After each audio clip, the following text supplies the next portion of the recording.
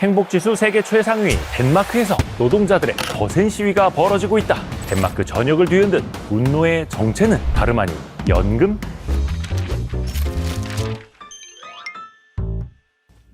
여러분, 덴마크 하면 뭐가 떠오르세요? 보통 복지천국, 행복지수 1위 국가 이런 것들이 떠오르실 텐데요. 그런데 그런 덴마크에서 국민들의 격렬한 시위가 벌어졌다고 하니까 좀 뜻밖입니다. 저는 이대호고요. 오늘은 세계에서 가장 행복한 나라를 뒤흔든 정년 연장을 둘러싼 갈등에 대해서 알아보겠습니다. 최근 덴마크가 은퇴 연령을 2040년부터 70세로 연장하는 법안을 통과시켰습니다. 이로써 덴마크는요, 유럽에서 은퇴 연령이 가장 높은 국가가 됐는데요. 사실 그리 놀랄만한 일은 아닌 게요. 덴마크는요, 지난 2006년부터 사람들의 기대 수명에 맞춰서 5년마다 은퇴 연령을 자동으로 조정하는 제도를 운영해 왔거든요. 현재 덴마크의 기대 수명은 81.7세, 은퇴 연령은 67세인데요. 앞으로 기대 수명이 더 늘어날 걸 반영해서 은퇴 나이를 미리 조정해 놓은 겁니다. 2030년에는 68세, 35년에는 69세, 40년에는 70세로 순차적으로 은퇴 연령이 상향될 예정인데요. 그러니까 1971년생부터는 무조건 만 70세 정년이 일괄 적용되는 거죠. 그런데요, 이 법안이 통과되면서 건설업, 청소 노동자 등 육체 노동 종사자를 중심으로 노동계의 반발이 난리도 아니랍니다. 코펜하겐에서는요, 이 법안이 통과되기 전후로 한 달 가까이나 노동조합이 주도하는 은퇴 연령 상향 반대 시위가 열렸는데요. 덴마크 노동조합 총연맹 위원장은 왜 우리가 유럽에서 제일 늦게 은퇴해야 하느냐라면서 은퇴 연령을 늦추는 건 존엄하게 그 노년을 보낼 권리를 잃는 것이다, 강하게 비판하게 됐죠. 그런데요, 은퇴 연령이 올라간다고 해서 이렇게 시위까지 할 정도로 반발한다는 게 좀 의아스럽지 않습니까? 그런데 이 은퇴가 늦어지면 같이 늦어지는 게 하나 더 있습니다. 눈치채셨겠지만 바로 연금입니다. 특히 덴마크는 은퇴 연령과 연금 수급 연령이 한 몸처럼 붙어 있는 나라입니다. 사실 덴마크에는 법적으로 정해진 은퇴 나이가 따로 없고요. 몇 살에 퇴직하라고 강제할 수도 없고, 원하면 나이와 상관없이 계속 일할 수도 있습니다. 고용주도 나이를 이유로 해서 내보낼 수가 없고요. 그래서 실질적으로는 언제부터 연금을 받을 수 있느냐가 사실상 정년으로 적용이 되는 거죠. 그러니까 이들이 말하는 은퇴 연령은 곧 연금 수급 연령을 의미하고요. 그러니까 이번 시위는 연금 수급 연령을 70세로 늦추려는 정부 방침에 대한 반발인 거죠. 결국 2040년부터는 70세까지 일하지 않으면 소득도 없고 연금도 못 받는 그런 공백기가 생긴다는 건데요. 특히 육체 노동자들의 입장에서는 이게 정말 절박한 문제입니다. 실제로 육체 노동자들이 기대 수명도 상대적으로 짧고 만성질환 비율도 높다는 연구 결과가 있거든요. 기대 수명이 늘어난다고 해도 그게 모든 사람들에게 똑같이 적용되는 건 사실 아니잖아요. 육체 노동자나 사회적 약자에게는요, 너무 비현실적인 정책이라는 거죠. 그렇다면 덴마크 정부는 왜 이런 거센 반발을 감수하면서까지 정년 연장 카드를 계속해서 꺼내는 걸까요? 그 배경에는 덴마크도 피할 수 없는 저출산, 고령화 문제가 있습니다. 실제로 2023년 덴마크의 출산율은 여성 1인당 1.5명에 불과했는데요. 대한민국에 비하면 엄청 높은 거 아니야? 이렇게 볼 수도 있겠지만 인구를 유지하기 위해서 필요한 출산율 2.1명, 그 수준에 한참 못 미치는 것이고요. 게다가 덴마크도 만만치 않은 고령화 사회입니다. 현재 덴마크 인구 약 600만 명 중에서 60대 이상 인구만 무려 150만 명이 넘습니다.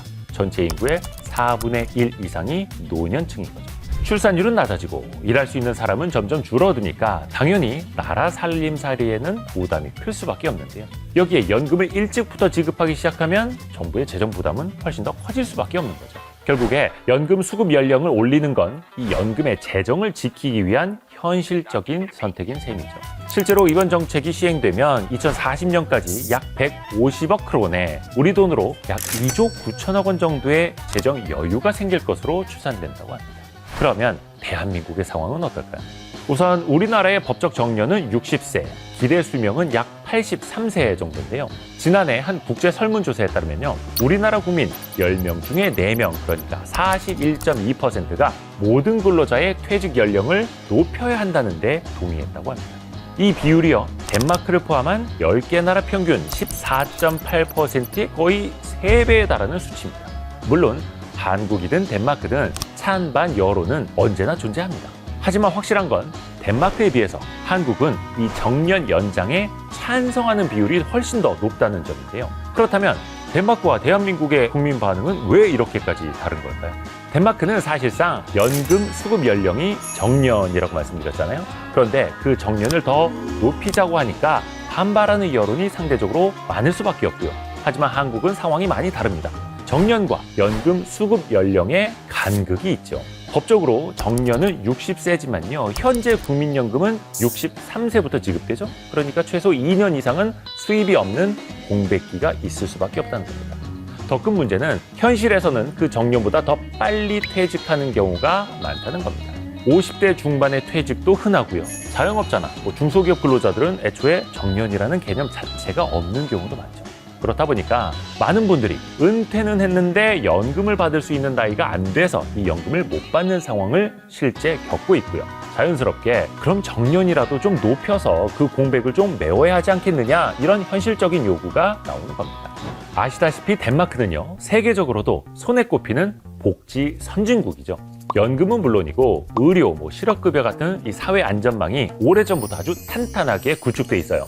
덴마크에 일정 기간 이상 거주만 하면 기초연금을 대부분의 국민이 받을 수 있고요. 게다가 덴마크는 이 사적연금도 매우 발달한 나라인데요. 노사단체 협약을 통해서 자동으로 가입되는 직장연금은요, 근로자 90% 이상이 가입돼 있고요. 은행, 보험사 등을 통해서 가입하는 개인연금까지 포함하면 국민 대부분이 하나 이상의 사적연금에 가입해 있는 셈이라고 합니다. 실제로 덴마크의 연금 소득 대체율은요, 약 80%. 그러니까 연금만으로 은퇴 전 수입의 약 80%를 받을 수 있다는 겁니다. 그래서 실제로 덴마크의 노인 빈곤율은 4.3% 정도, 그러니까 OECD 국가 중에서 최저 수준을 기록하고 있어요. 이러니까 덴마크 사람들 사이에서는 연금으로 내가 살 수 있는데 빨리 은퇴해서 나는 쉬고 싶어, 이런 인식이 자리 잡을 수밖에 없는 거죠. 반면에 한국은 사정이 많이 다릅니다. 지난해 기준으로 국민연금 평균 수급액이 약 65만 원 정도인데요. 은퇴한 부부의 적정 생활비는 월 336만 원 정도였거든요. 국민연금만으로는 은퇴 후 생활비가 충분치 않다라는 거고, 우리나라의 경우에는 국민연금, 퇴직연금, 개인연금으로 이어지는 이른바 삼중연금 체계가 제대로 자리 잡은 지 오래되질 않았죠. 그래서 이런 한계를 보완하기 위해서 최근에 제도 개편이 추진되고 있죠. 올해 3월 연금개혁법이 통과되면서 국민연금의 소득 대체율을 기존 40에서 43%로 올리기로 한 건데요. 이게 듣기에는 좀 좋아 보이는데 문제는 보험료 인상이 불가피하다는 거죠. 지금도 연금 가입자들은 월 소득의 9%를 보험료로 내고 있잖아요. 그런데 이렇게 연금액을 늘리려면 당연히 더 많이 내야겠죠. 개혁안에 따르면 2033년까지 13%로 순차적으로 보험료가 인상될 예정인데요. 특히 젊은 세대 사이에서 내 부담만 더 커지는 거 아니야? 이런 불만이 터져 나오고 있죠. 그리고 또 하나, 소득 대체율 43%라는 수치, 이게 실제 체감은 훨씬 더 낮을 수밖에 없습니다. 왜냐하면 이 수치는요, 가입기간 40년을 기준으로 한 계산인데요. 실제로 40년을 꽉꽉 채워서 납부하는 사람은 거의 없습니다. 대부분 30년 미만인 경우가 많기 때문에 실제 받는 연금은 소득 대체율 30% 이하가 되는 경우가 많다는 거죠. 기대만큼 체감이 안 되는 이유가 바로 그겁니다. 우리나라 사적연금 제도의 현실도 또 그리 밝지 않은데요. 퇴직연금의 10년 평균 수익률이 2.07% 수준입니다. 물가 상승률을 따라가기도 벅차죠. 게다가 중도에 인출을 하거나 이직을 하면서 해지해버리는 경우도 많아서요. 이 연금을 꾸준히 유지하는 사람 자체가 많지 않습니다. 2022년 한 해 동안 약 5만 명이 퇴직연금을 중도 인출했는데요. 그 금액이 무려 1조 7천억 원에 달했답니다. 이 중에 거의 절반인 46.6%가 내 집 마련이 이유였고요. 지난 2017년부터는 자영업자나 비정규직 근로자도요, 개인형 퇴직연금에 가입할 수 있게 됐고요.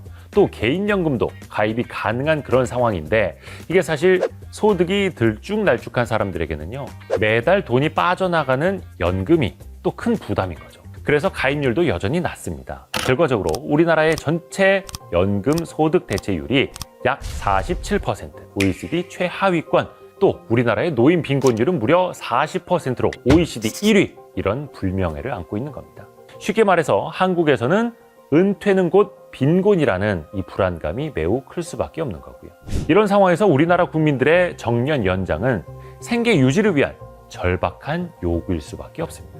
앞으로 기대 수명은 점점 더 높아지고 일할 나이도 계속해서 길어지면서 정년 연장에 대한 논의는 계속될 것으로 보이는데요. 정년 연장과 또 연금 개혁은 따로따로가 아니라 꼭 함께 고민해야 할 문제일 겁니다. 사실 일괄적으로 정년을 연장해 봐야 그것을 적용할 수 있는 기업들은 대기업에 국한될 수밖에 없거든요.